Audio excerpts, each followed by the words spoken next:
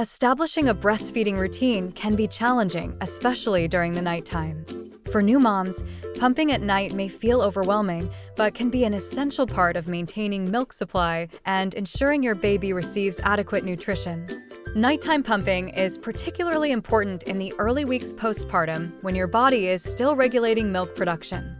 Prolactin levels, the hormone responsible for milk production, are highest at night. Pumping during these hours can help boost supply and prevent engorgement or clogged ducts. To make nighttime pumping more manageable, prepare in advance.